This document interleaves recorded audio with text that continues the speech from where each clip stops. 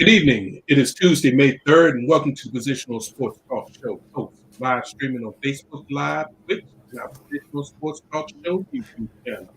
We are a sports talk show made for the fans, from the perspective of fans, presented by lifelong sports fans. We will provide our opinions and positions on the hottest topics in sports this evening. My name is Big Reg. I'm joined right now by two of my partners in crime, and a little later on we'll get a third partner in here. But J3, what's up this evening, partner? How you feeling? Big Reg, what's going on, man? What's going on, Sense? Great to be here. What's What's good, happening? J3? Hey, let's get it.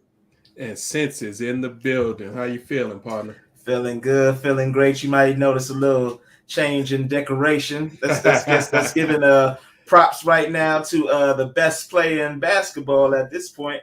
So, yeah, it ain't as bright as it normally is back there, so we can tolerate that green. Little Bucks green, yeah. Salute to the Greek freak.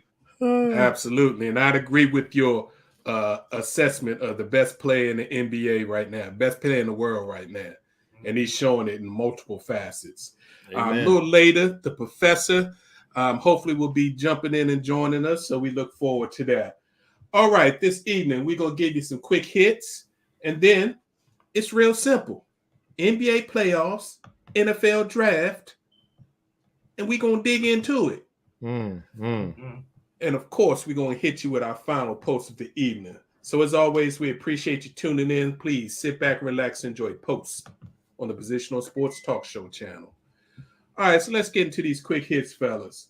First and foremost, we got to say a congratulations to Miss C. Vivian Stringer on her 50-year Hall of Fame coaching career in a recent retirement announcement. Coach Stringer was the model and mentor for future Black women's coaches like Carolyn Peck and Dawn Staley, who both end up winning national championship. She was the first coach in NCAA history to lead 3 different women's teams to the Final Four: Cheney State, which is now Cheney University, Iowa, and then Rutgers. Stringer was also the first female coach to break the $1 million per year annual salary mark, that led the way for people like Dawn Staley to now break the $3 million a year salary mark. So job well done, Coach Stringer. She put a bunch of players in the WNBA and played professionally all over the world. But more importantly, she created good women. So hats off. Job well done. Enjoy your retirement. We appreciate you. Speaking about WNBA, we got some news today that the U.S. government has reclassified WNBA star Brittany Griner's classification. As you know, Griner has been detained in Russia under arrest for 75 days for supposedly having hashish oil in a luggage compartment, which I've always said sounded a little fishy to me, considering she's played in Russia for several years and knows the deal over there. Well, now the U.S. government's finally reclassified her as being wrongfully detained, which basically means now they're going to really get involved and they're going to try to do whatever they can do to try to bring Griner home and put more pressure on the Russian government. This is a good sign because previously they said they were going to kind of let the Russian legal process play itself out, which didn't sound good because the standard sentence for that is 10 years minimum. So now it seems like they're going to try to actually do some things to bring her home. And since they just recently did a prisoner exchange about 2 weeks ago and got another gentleman who had been detained in Russia for I think like over a year, got him home, so hopefully we'll be able to get Brittany home. So sound a little suspect to me. I was just about to say, man, it only took like a few months, and then they had to take pressure from society, from the public to get their feet moving on this. Like,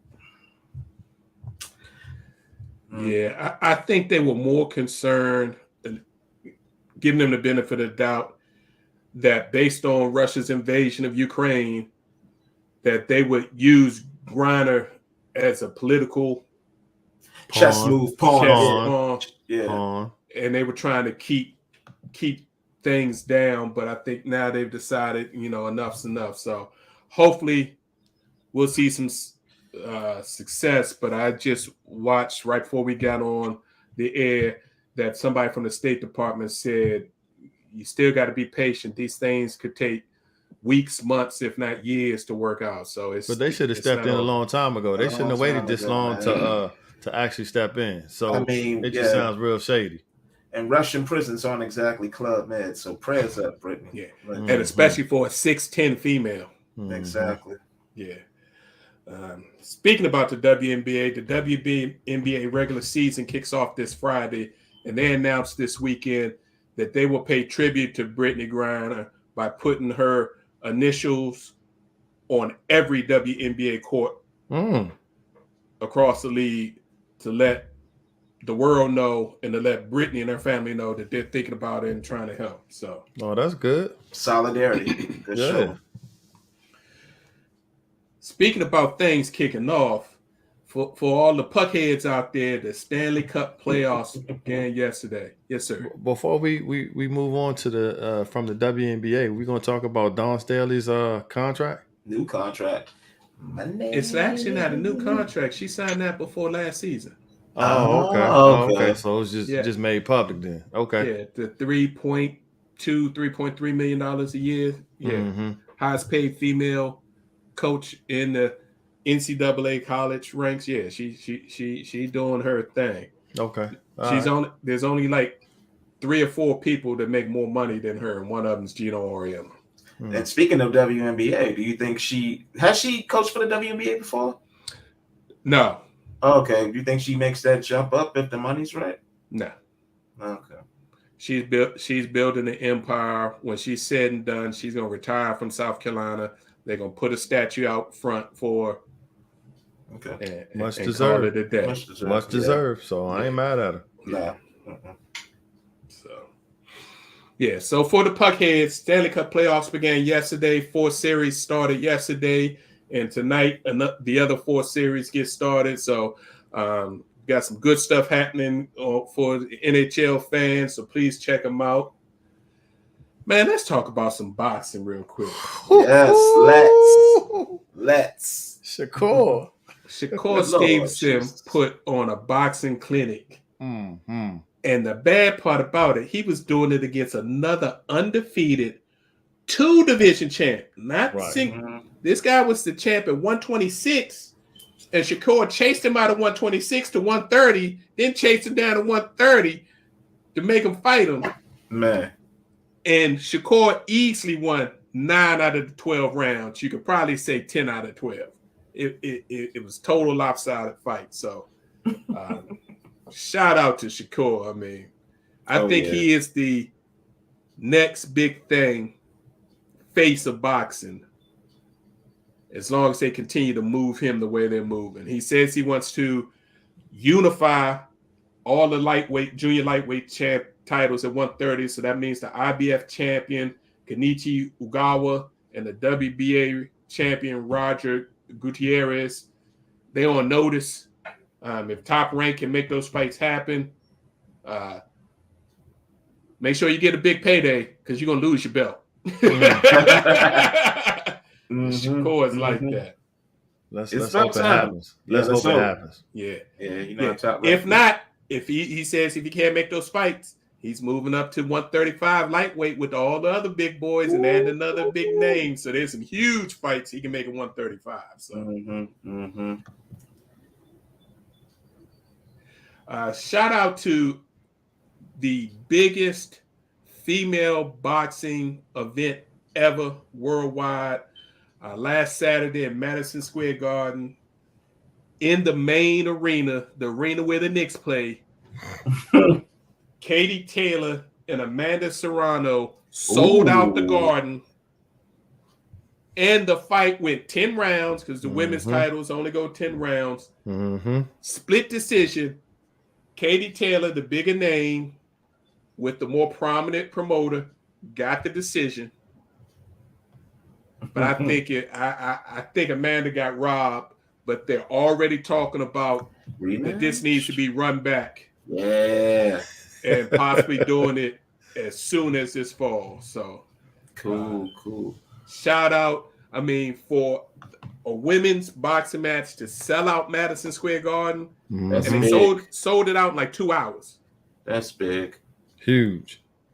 That's huge. They're doing their thing. So, and of course, Clarissa Shields was there doing some commentating, looking forward to jump to that. Unfortunately, she's a lot bigger than these young ladies, but her and Katie Taylor have pushed women's boxing to that next limit and shown what's capable if you put the money behind it, promote it, showcase it, and let people know that we got real, legit athletes that are top-notch fighters, and people want to see them. So shout out. Yeah. It was another. I'm sorry. Go ahead. I was going to say it was another fight that I saw. I forget the dude's name, but it was just his 5th fight, and he beat a dude who had 20 victories. Come on, Ali's grandson, right? No, not him. Shakur Stevens' little brother. Yeah, I know exactly who you're talking about. He's a 2021 Olympian. Mm-hmm. Calls himself the businessman or something like. 5th fight, yeah, and he dominated him. I can't think of his name, but if it pops in my head, I'll let you know. Yeah, I mean, all of those dudes are in the same gym as Mr. Terrence Crawford. Okay. And they use that gym and that management team to build their careers. So, yeah, you come out of that gym and you on primetime fighting, you sure gonna have to fight because Bud get in the ring with you and tune you up. So you don't make it out of there and get on TV if you ain't legit. Oh yeah. All right. Let's shout out, last but not least, this NIL, man. The tentacles that people didn't anticipate happening. I mean, right now, you've got a huge media scandal going on with the University of Pittsburgh accusing UFC of tampering with their current players. All-American, Biletnikoff winning, which is the top wide receiver in the country, wide receiver Jordan Addison, is officially now in the transfer portal. And they're saying that USC tampered with him to get him to go into the portal. He about to go. Go to Lincoln. There's some USC people saying, no, it's just our new quarterback, Caleb, and Jordan Addison are very good friends. So they just been talking, hey, why don't you come out here and play with me? And since his quarterback just got drafted, which we're going to talk about soon, you want to come with a guy you don't know, or you come play with me out in Cali, where all this big NIL money is. Cali, California sunshine, cold Pittsburgh winters. Yeah, California sunshine. Yeah, no brainer. That's a no brainer. Yeah, so these are some of them unintended consequences that this NIL is creating, especially since the NCAA didn't have the backbone to actually put any guidelines in place. Of course not. To do it. So then you had the University of Miami guard Isaiah Wong, who was the NCAA tournament star leader, Miami, who got them to the Final Four, who either they're putting it on his agent, threatened to leave the university unless his current NIL deal was renegotiated because some incoming freshmen are getting better deals than he got. He's since backtracked, but that's going to be another piece, this NIL that coaches going to have to deal with. This is about to be a circus, pay for play. Just call it what it is and let them do what they do. They've been doing it for years behind closed doors. It's out front, let them do it. And speaking about pay for play, University of Kentucky Center, and this is a huge thing, Oscar Tshiebwe, who is the National Player of the Year. Yeah. The number one player in college basketball, he decided not to go into the draft. He's coming back to Kentucky. I'm staying. Isn't that something?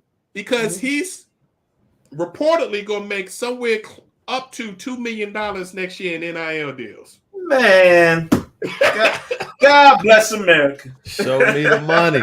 Show me the money. Woo, must be nice. Ching. You get to make money, $2 million, and still be big man on campus. Yep. Man, Talk about living the life. Talk about living the life. Mm-hmm.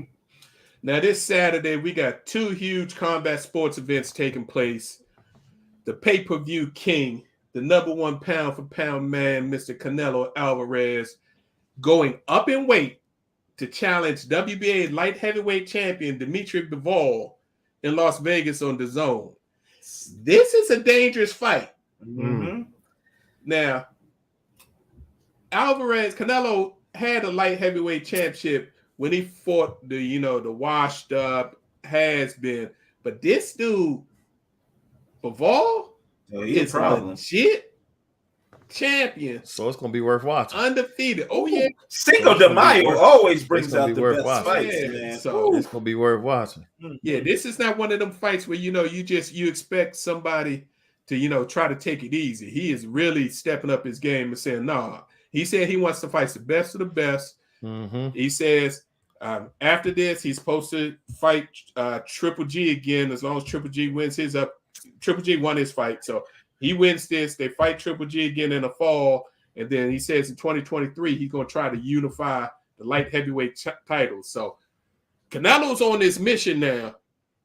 He unified 168. Now he says he's going to do 175. He's trying to become the best Mexican boxer of all time. So good luck. He's doing it. He on the right track.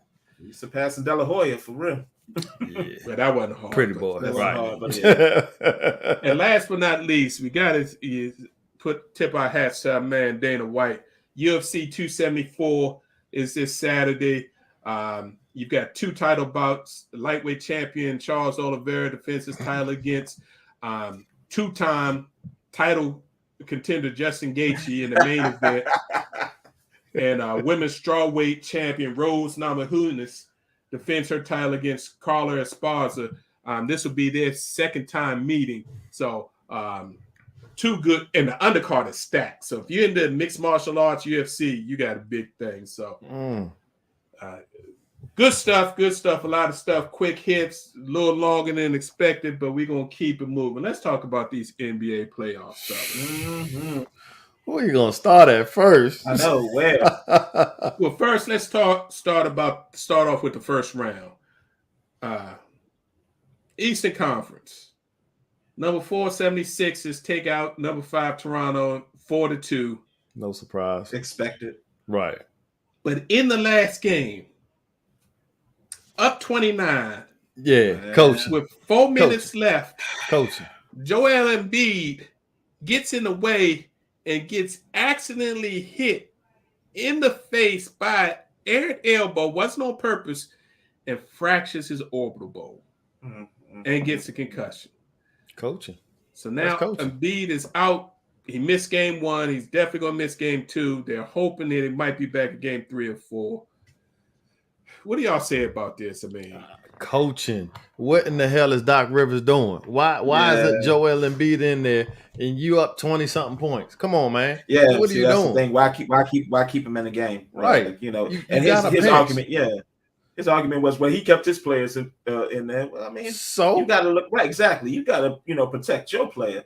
And if you up by 20, go on and see them. So now the main issue or main concern always with Embiid was his health. And now, when he's riding high, about to win the MVP, we think this happens. Yeah. If Embiid can't come back for game 3 or game 4, but at least game 3, they got problems. 76 is going to lose that series.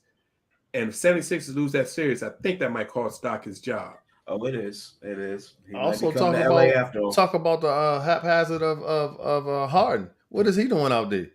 Hey, and I'm gonna be aired today to fill in this place. So one interesting point about that is the indictment always on Harden was he could never be that dude when the lights like were really bright and the focus was on him. Yep. And he's showing that right now. Like all this hype, he's scoring 30 points a game, this, that, and the third. But when it comes like when it's like winning time, he's nowhere to be found. Like if you're supposed to be that leader, you're supposed to be that dog. You know, you're supposed to be that best player. You got to show it. He's not that dude. Nope, not at all. Yeah, unfortunately, I think the Harden downfall is his own fault. It's his lifestyle choice. Mm-hmm. He's made a lot of money, and he's decided he wants to party and he wants to be in the in crowd and fly to different cities, have parties. Even when he's in during season, he goes out to clubs and all that. It's not illegal, nothing wrong with it, but when you play the minutes he plays and the usage rate he plays, and you don't get the rest, and you don't train in the off season like you're supposed to, I think we're seeing his body breaking down, and things he used to be able to do, he can't do as easily anymore. And with the change in the rules this year, with jumping into people ain't going to get you that easy, cheap foul anymore, which people don't talk about as much anymore. That really affected his game. Steph adapted his game better. Even Ice Trae had some issues in the playoffs because some of the things he was trying to do in his last series. Speaking of Ice Trae, the Miami Heat beat the Atlanta Hawks 4-1. Can we get some Maxey? Can we give Maxey a little love? Because he's playing his heart out. He's playing the way James Harden should be playing. Exactly. So you definitely got to give him some love, bro. Come on, man.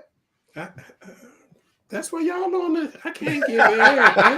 That's what y'all here for. And to that point, Tim Legler on First Take actually brought that up. He said when you see in the headlines that James Harden, you know, if you see Harden in the headlines, that's when you know they had a bad game. If you see Maxey in the headlines, that's when you know, like, okay, he scored 35 plus points, and if they didn't win it, they at least kept it close. But you know, and I want another shout out is to Harris. Harris been playing hard too. Toby. Mm-hmm. Yeah. Unfortunately, without Embiid in this next round, or however long they're gonna miss Embiid, that's gonna be an issue for them because as we know, DeAndre has been washed up since he left the Clippers. Mm-hmm. He collected big checks, so I ain't mad at him. He collected big checks, but he's been missing, and the second best player on that team right now is probably Maxey, but the one who's getting paid the most is Harden. Ain't producing. And the Professor's Milwaukee Bucks proved that they are a team of culture. Without their second best player, Middleton, they easily finished off the Chicago Bulls. Right in there, dominant, and that brings us to the Eastern Conference semifinals. Game one, the Miami Heat took it to them. Second half, they put the Sixers on lockdown. It was like no competition. All because of the man who just became crowned the sixth man of the year, Mr. Tyler Hero. Yes. Would he drop 25 in the second half? That dude was shooting threes from half court. Oh yeah, he had a good year this year. So it's I don't know, man. They just got to stay healthy though. They got to stay healthy the rest of the playoffs because they're still balling without having their point guard. Who knows when Kyle Lowry is going to come back? He's they've already said he's going to miss game 2. But Oladipo stepped right in, though. Yeah, there was a Victor Oladipo sighting. Your alma mater. Absolutely. But Miami is another one of those teams, like Milwaukee, and I think that's what we're going to see. These teams that have a defined team identity and have multiple players who know their roles, who respect their roles, and do their thing. Oh my goodness, they balling. So A nice 106-92 win with that huge second half. And like I said, it was nice to see old Victor Oladipo pop out at the end to finish out Chicago. And they're going to need him in this series and definitely in the finals, because I think, again, without Embiid, Miami should move on to the Eastern Conference. Take their talents to South Beach. The Milwaukee Bucks, we said it all year. The Bucks been coasting. Mm-hmm. They proved to everybody in game one, yeah, we for real. And Boston think they the tougher team with the better defense. They locked Boston down and actually shocked them young boys that night in that first game and put it on them. And Giannis actually had an off night, even though he had a triple-double.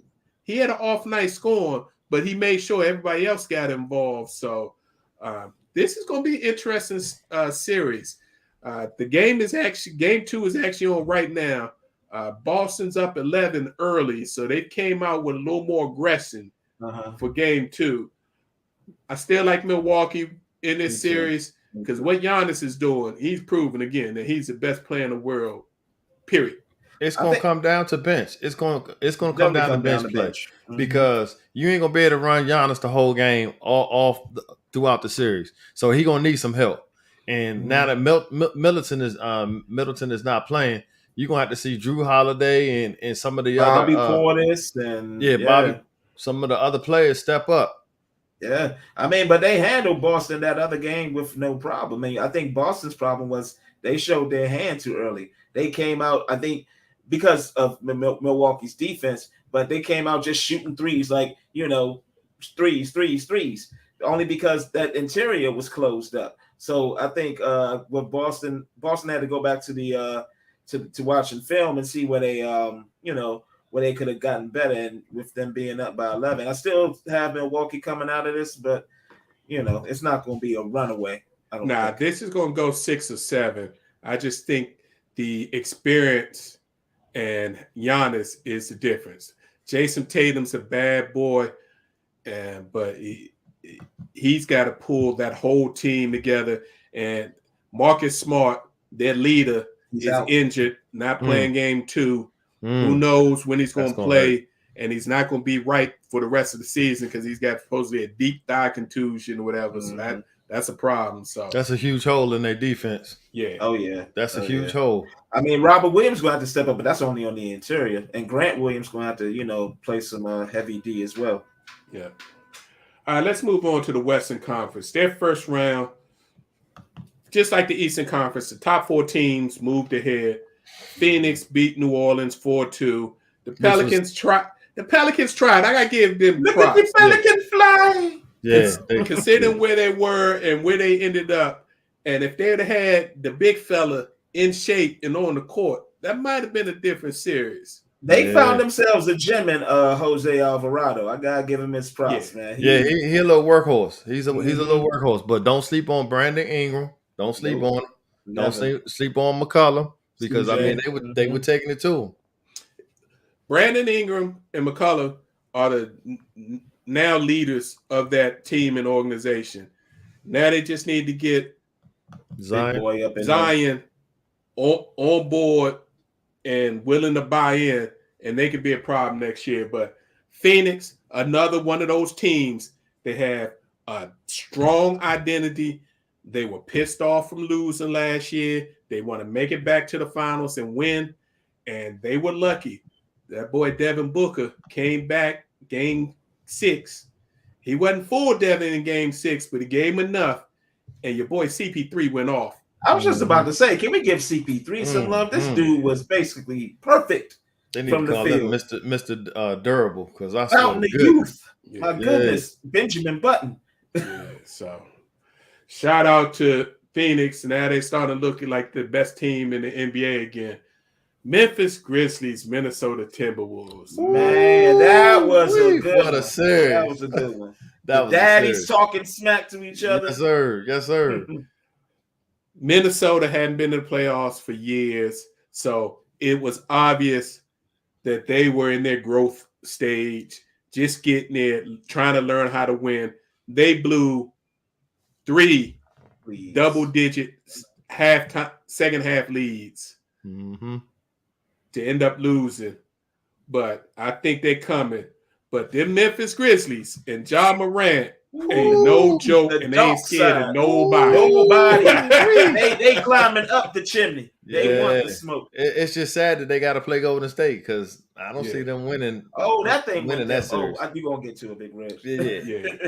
Yeah. Speaking of Golden State splash took it easy, but kindly pushed Denver out of the way. Right. Yeah, they gave them their one victory because they didn't want, the Joker to, possibly win his back-to-back MVP and get swept. So they gave him one gentleman's sweep. But it was interesting because the players and the coaches all said at the end of the fifth game, that they had to remember how to close out a series because it had been 3 years. But that's scary because they got that knowledge, institutional knowledge. Oh my goodness, Lord! So they're looking like 2015 Warriors right now. Yeah, bruh. Insert player, take a player. Insert player, score a point. Insert player, score another point. Yeah. I don't care who out on the field. I mean on the court. They all are just splash. And a lot of people are describing this bench as being the best depth lineup in the league. My goodness. Yeah, they're back to their old model, the pre-KD, strength in numbers. They are legitimately 12 deep. They can go to their bench 12 deep and have players that they can put in and know that they're going to play. Speak about players, we're going to get to them in the semifinals. But last in the first round, hey, Luka clowned Utah in those last 2 games. Word on the street is somebody's in a few days going to be asking to be traded. Either him or me is what he's going to be asking. Yeah, he was already back in New York where he's from at a Mets game today. So, wow, BJ, you think Dad's a distraction, huh? Oh no, don't say that, man. I think he's just trying to pump up the crowd. That's all. The crowd. Be there for his son. Hey. I hope not. I hope they've had conversations and Ja's fine with that. But I hear you. He ain't a Mr. Ball, so he ain't that bad. You can't. Hey, I got mad props for Mr. Ball. Yeah. 2 sons, number 2 and number 3 in the first round. Both of them have signed multi-million-dollar contracts. Almost got the third son in the NBA. Hey. So the semifinals, Suns against Dallas Mavericks. I don't know what Dallas is going to do. Luka dropped 45, and they still lost. Well, he don't have no Batman. He got no help. He don't have no Robin. Right? He the Batman. He don't have no Robin. What happened to Jalen Brunson? What happened to Hardaway Jr.? What's going on? He on the bench. Hardaway Jr. is injured. Right. Okay. He been injured for like half the season. And Finney, what's his name? Finney Smith. Cleaver. He ain't show up. All them. What happened to all them dudes? All those people are 3s and 4s. I think you hit it right, J3. They need a legitimate number 2. They're in the same position in Dallas right now that they were for years with Dirk. They have a legitimate NBA superstar on their squad. With no help. But not enough help to get them over good teams. Nope. Because, you dropped 45, and I think he had 6 or 7 assists and like 9 rebounds and lose? Man, it's death by 1,000 cuts by CP3. That picking and popping, mid-range. Yeah, and Booker looked better in the first game, and then they got, again, they can go 12 deep in their bench. With Mr. previously Shaq and the Fool, who's now about to be a 4-time Shaq champion. JaVale McGee.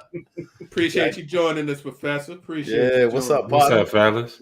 What's he's the anti-Kwame Brown. Brown at home, pissed off because that man about to get another title. True that. And then Golden State, Memphis. Man, this is going to be a battle. That's going to go down to the wire. This is going to be a battle. But I think experience is going to be the deciding factor. Mm-hmm. I mean, they don't just have playoff experience; they got championship experience, and they got too many dogs. I mean, Draymond got kicked out. That was in some the first BS. half. Yeah, let's talk about that. That was some BS. Yeah, that was reputation, man. That was reputation. Yeah. I like his explanation to it. He said his hand got caught in the jersey, and once he realized that, he said he realized I have to grab his jersey to try to hold him up, because if I don't grab the jersey and just let him fall on his face, that's really gonna be bad. So, but yeah, he got to watch himself, because he knows the refs out to get him. Oh yeah, it's gonna be another series. Yeah, that or 2016 where Cleveland won the championship because of his suspension. Because as a matter of fact, if he had did what Jay Crowder did last night to Luka, that would have been an automatic flagrant too. But Crowder only got a 1. Yeah. You're right about that. So you gotta be careful. And in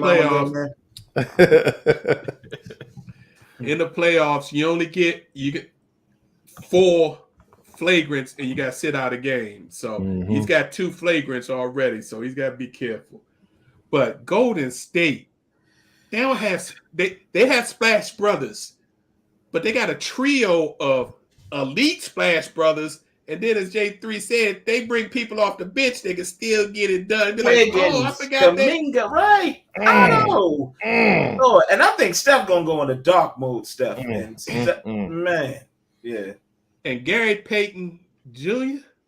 Defense. I mean, they putting him on Ja to, get physical with Ja, frustrate him a little bit. But he knocked down 3 3-pointers. It's like, they dared him to shoot. They dared him to shoot. Like his dad. And Otto Porter, when Draymond got kicked out, his defense stepped up in that game. Man. If I'm a professional NBA basketball franchise, I go and try to hire whoever the player development people are at Golden State and pay them whatever they want, because that is one of the best, if not the best, player development. If you look at how they take homegrown drafted people that people say is okay and develop them stars, right? Yeah, it's crazy. I saw an interview the other day.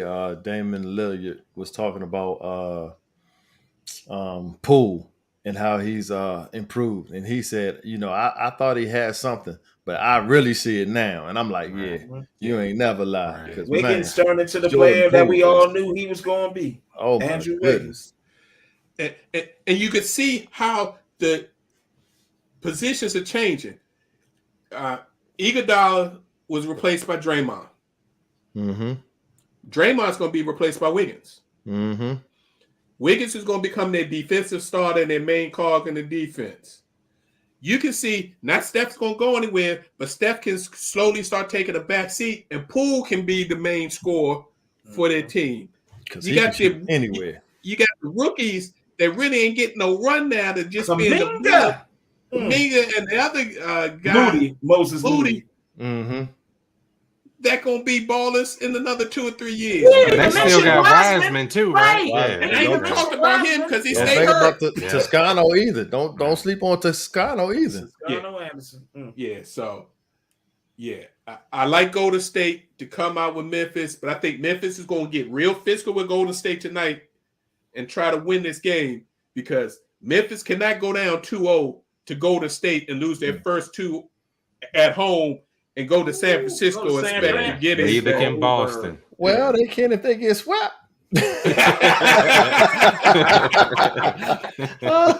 Don't think it can't happen, because Golden State can come out here and light it up, and they just say bye bye. They sure can. That is true. Because don't expect Clay to be missing free throws and stuff like that at the end of the game. And Steph had an off night too. Yeah, he did. That was crazy. Yeah, some of them fouls, man, it's questionable, man. I'm telling you. It's NBA basketball. You got to adjust to how the refs are calling the game. If you don't do that, you're going to end up with a team in foul trouble or get players getting kicked out. And you're like, and to that point, Golden State does that better than anybody. That's why Steph and them be out there laughing like that's a foul, and they just come back, be like splash. Like, take that with you, right? Basically. All right, so let's move on to this NFL, fellas. Before we get into the draft, we got to talk about DeAndre Hopkins. Why DeAndre? Now, of course, he's saying he doesn't know how it happened and all that. And him and his team are trying to figure out what happened. But the test happened in November. What happened to DeAndre in November? He got injured again. Yep. How many times, not saying he did it, but how many times have we had old players getting in the back end of their career, get injured, want to get back in? Yeah. It's something that they haven't run through the proper channel. Taking a page from good old Major League Baseball. The creams. Yeah. The cream. And the clear. So I ain't saying he did it, but it sound a little fishy. I'm just saying. Just a tad. So he gonna have to sit out 6 games. So that makes what they did. They knew, right? Getting Hollywood Brown and getting up a first. See, I wasn't mad about them getting Hollywood Brown, but getting up a first-round draft pick for Hollywood. But now it makes sense. Because they knew. Yeah. Because they knew. In other transactions, Mr. Tyrone Matthew, aka the Honey Badger, gets to go home. Who that? Signing with them New Orleans Saints, 3-year, $33 million contract. Once again, it's on. So now the Saints, who lost both of their safeties, one to retirement and one to a different team, bring in 2 shown up stud safeties to replace them. So that defense is going to be stout again. Yes, sir. Speaking of trades, draft day. Man. Yo, we already talked about Hollywood Brown getting sent from the Ravens to the Cardinals, and he was at the Cardinals draft party. So all that stuff about, Mr. Jackson didn't know, he knew. He was just showing his frustration. And Hollywood was at Arizona's draft party as soon as that happened was announced. That was crazy. But the big deal, the other Brown, the Philadelphia Eagles traded a first-round pick and a third-round pick to get wide receiver A.J. Brown, who's only 24. Yeah, man. Yeah, somebody about to be the new kings of the NFC East. And then gave him a 4-year, $100 million contract. Wow. Immediately. Yeah. Wow. $57 million guaranteed. So Hurts about to have a field day next season. Oh, is he ever? If he don't, he getting replaced. Right. Because you got A.J. Brown on one side, and then you got the Heisman Trophy winner Smith on the other side. With a legit tight end in the middle. And a running game. And a running game. That's right. Yeah. The best running game in the NFL last year. Right. Yeah, no excuses. Like Tua. No excuses. No excuses. Yeah. It's amazing to me. AJ said he didn't want to leave the Titans, but it came down to business. He said the Titans offered him a 4-year contract with $16 million a year, maxed out at 20 with incentives. So this man just made $5 to $9 million more per year. Yeah. So what these it's going to be interesting to see how these teams view wide receivers since their salaries jumped so much. The market's going to be all about the money. Speaking about wide receivers, your boy Deebo Samuels still ain't happy and says he still went out San Francisco. He's fuming. He just saw he said, "Oh no, AJ Brown just got $100 million too." Oh hell no! San Francisco got people on lockdown. Jimmy not free yet either. They they holding on to their people. It's gonna be interesting to see how that plays out. Go ahead, sis. OBJ should get the Bam of the week for putting that tweet up talking about Deebo that Samuel was funny, dude. The Patriots. That was funny. I'm like, go ahead, bro. That was hilarious. Yeah. What was funny about the Titans trading AJ Brown though? They drafted the guy whose comp is AJ Brown. So obviously they it's about the cheap. It's about the money. They will pay him. Like, see ya. And I feel sorry for Terry McLaurin because he's sitting over here at the Commanders. Look at who he played for. Y'all, all y'all playing is defensive players. It's time for y'all to ante up and pay me. So we're gonna see how that happens. Yeah. So let's get into the draft itself. We finally got a picture of how dominant the University of Georgia team was last year that won the national championships. They had 5 first-round picks on defense alone. The first time that's ever happened. They had 15 total draft picks throughout the draft, the most ever in draft history. So if you realize the last 2 SEC championships other than Alabama had to have all-time teams to win their titles. That all-time team from LSU that won the title, and they had 14 people drafted, and now this Georgia team that had 15 people drafted. So, they deserve it. Yeah.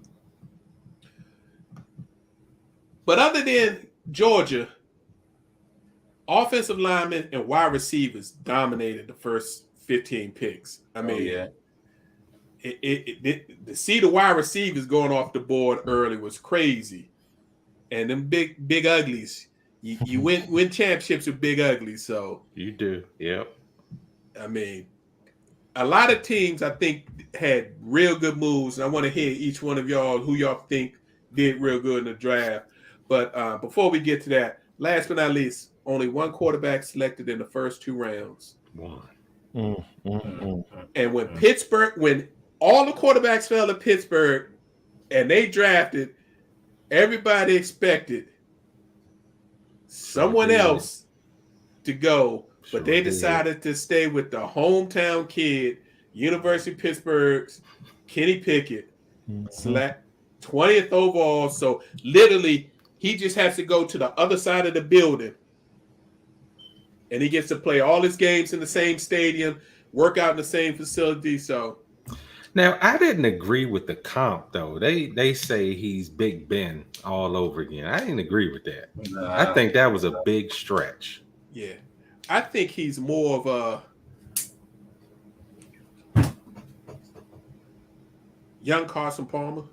Okay. That ain't saying much. Right. It say a little bit at the front end of his career. Yeah, Carson Palmer was good till he wasn't a scrub. Yeah, he wasn't a scrub. It's just so if you put enough people around him, enough offensive weapons, and keep him upright, he gonna be okay. But we will see. Yeah.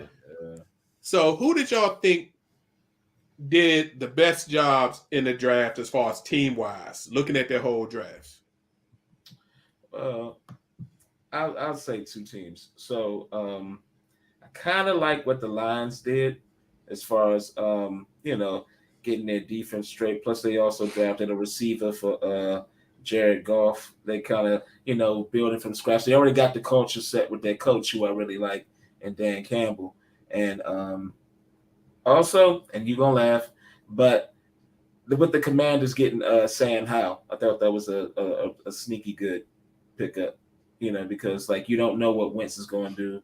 If Wentz kind of wets the bed, you can, go ahead and insert him. Well, he's not going to jump Heineke. Yeah, he ain't going to jump Heineke. I like what you're saying, but I think because Heineke has 1 year left on his deal, they can let him walk, and then Howell can take the second string spot. Or if you don't have Wentz next year, they're going back to the draft because you're not married to a 4th round. He was 4th round, right? Not married to a 4th round. 4th round, yeah. I like it because he also got the dude that he was throwing to in North Carolina already on the squad, and De'Ami Brown. Yeah. So, I gotta say the G-Man. I know Karen would like that. I gotta say the G-Man had a really good draft. They took care of the need in the trenches. They're shoring up things.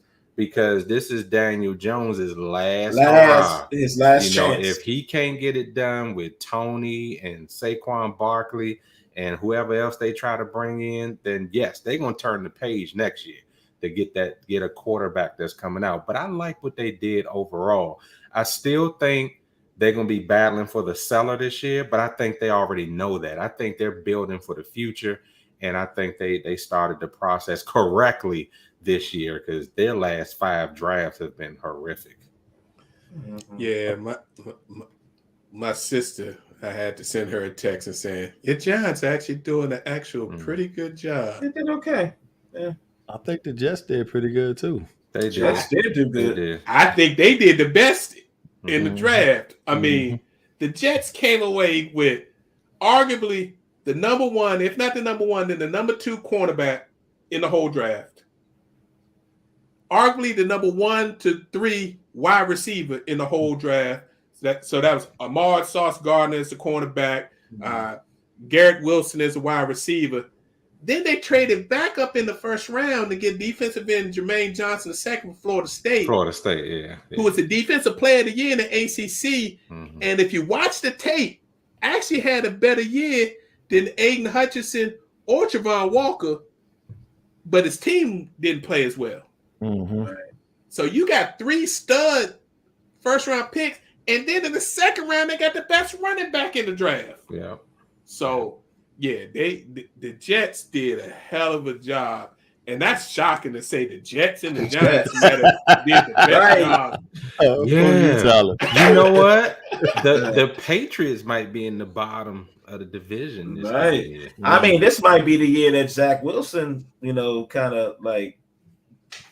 They're giving him all the opportunity. Now, their offensive line is still a little suspect, but he got weapons all over the place now. And Robert Saleh with the defense. And then they gave Saleh some defensive pieces to go after people. So, that's some good things. Nick Mangold is swearing by, did they pick up a guard or a center in the draft?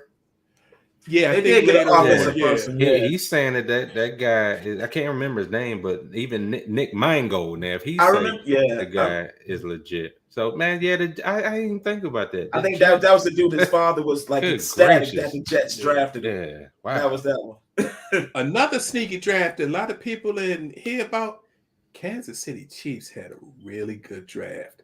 They filled a lot of their holes that they had on defense.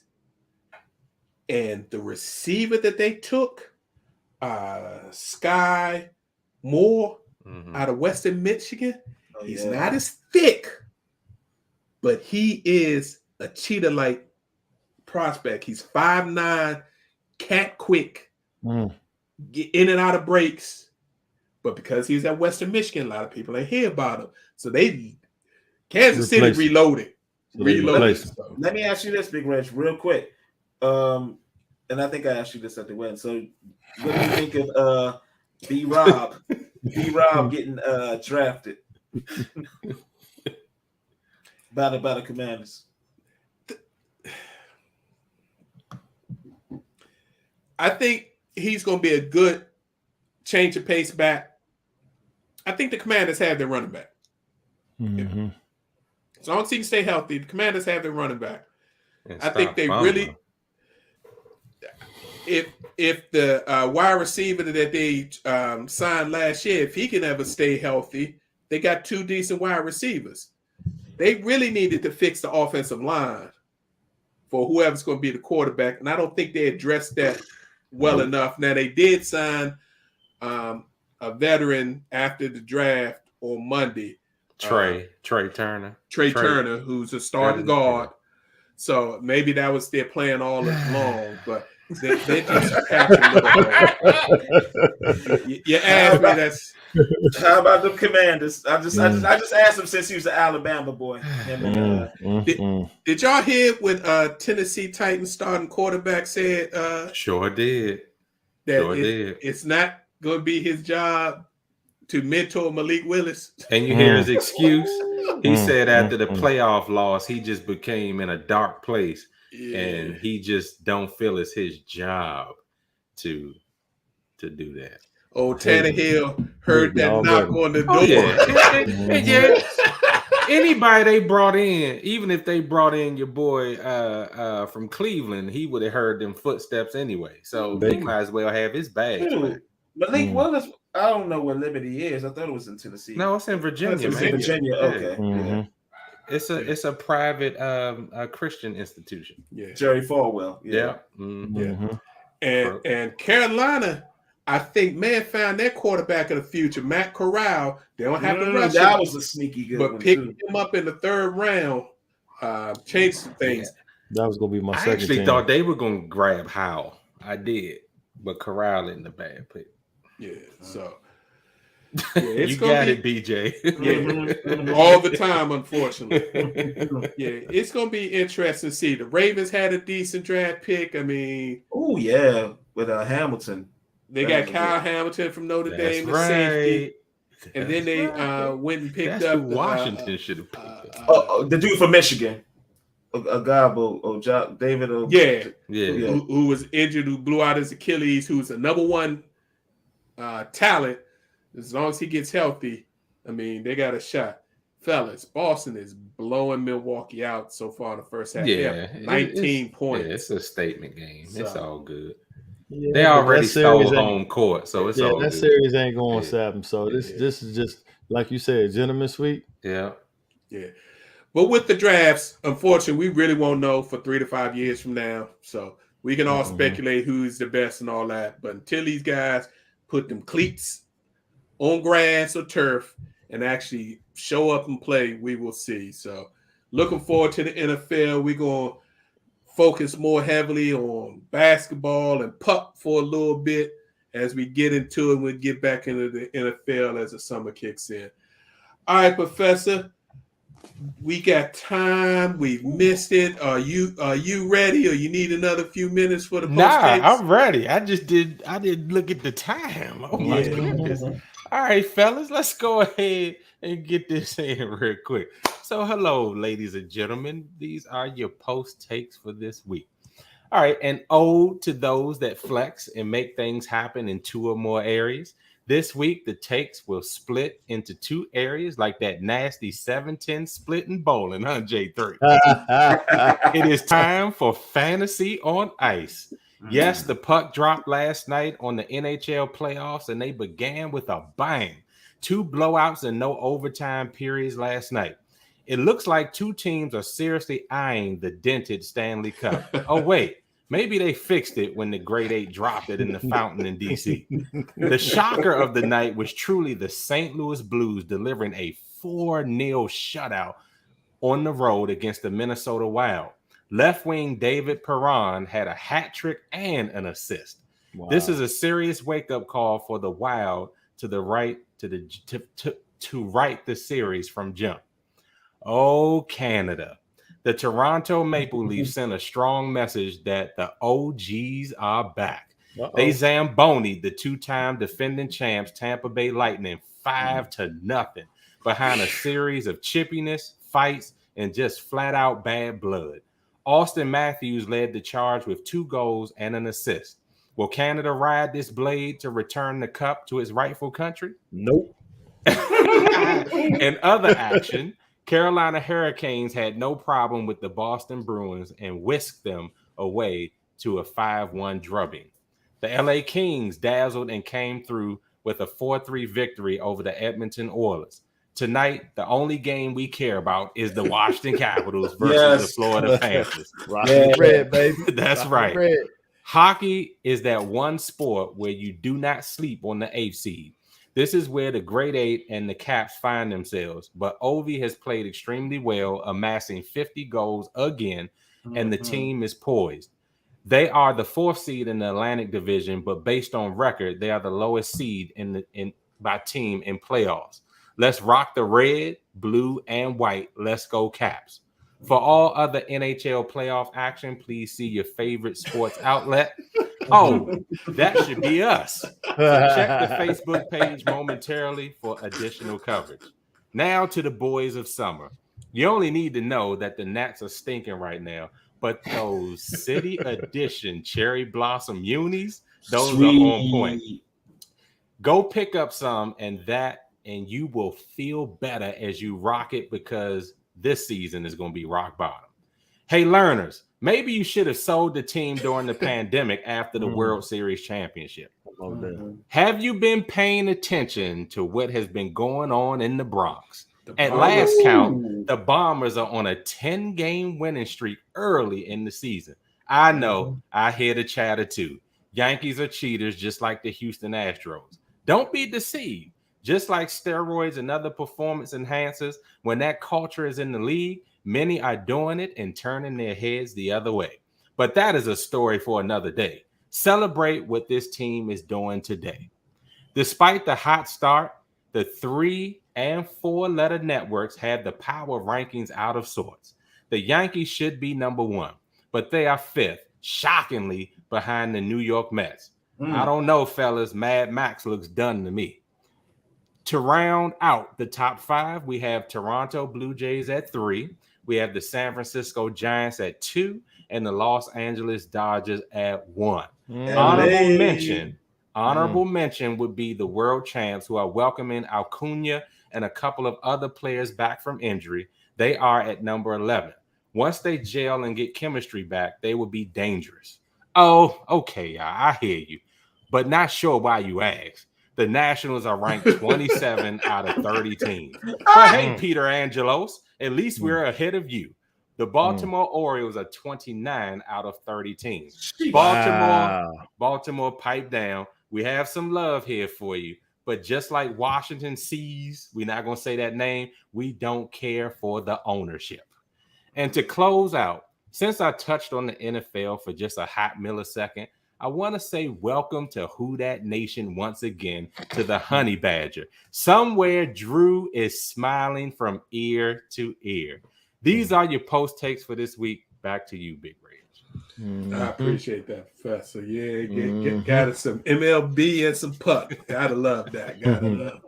All right, fellas, it's time for us to get up out of here. So it's time for our final post. J3, why don't you start us off, my brother?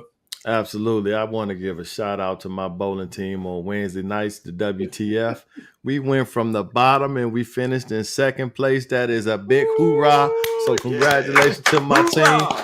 Y'all did real well. And I'm looking forward to next season. Thank you. Good work, partner. Good work. Yes, sir. Since you up.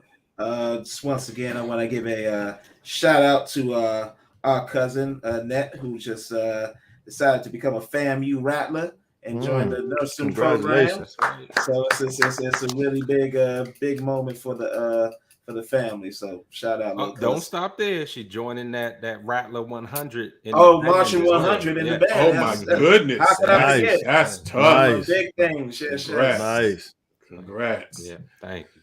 Professor, you up. Well, yeah, I know I got to ride high with giving all the mothers and the ladies out there who are doing wonderful things for their children, other people's children, family, surrogates, whatever. Happy, blessed Mother's Day. Since next show, it'll be past.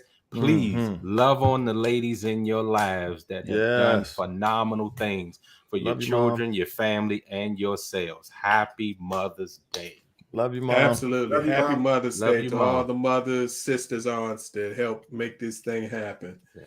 And speaking about love, I just want to give a shout out to our brother and newest sister, Rashida and Ed. Congratulations on your great union. Yes. It was a privilege to allow us to be part of that with you guys this past weekend.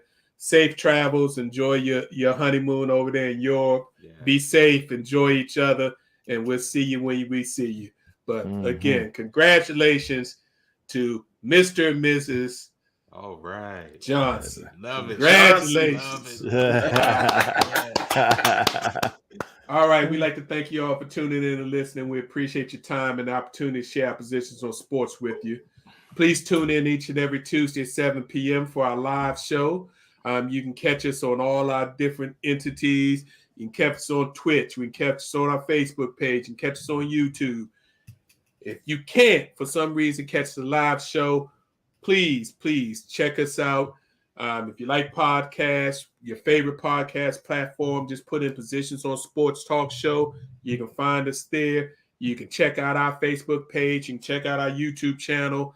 If you want to hit us, please hit us at Positions on SPO1 on Twitter or our Facebook page. Also, please remember, we have some items out there if you want to get some post gear. We got some shirts. We got glasses and things, so please let us know if you want to place an order. And as always, we thank you for giving us your time. We know you can do a lot of other things, so we appreciate the opportunity to sit here and talk sports with you and let you know how we feel about what's going on. So as always, if you check out any of our social media sources, please like and subscribe. Subscription is free. It will really help us out. And then we'll see you next Tuesday. Same bat time, same bat channel. Have a great week. I see you, Professor. It's a little rough right now. That's all right. It's just one game. And it's just one game, and they still taking right. home court advantage. That's right. I feel you. They don't look worried. They good. Y'all be safe out there. God bless. See you next week. Peace.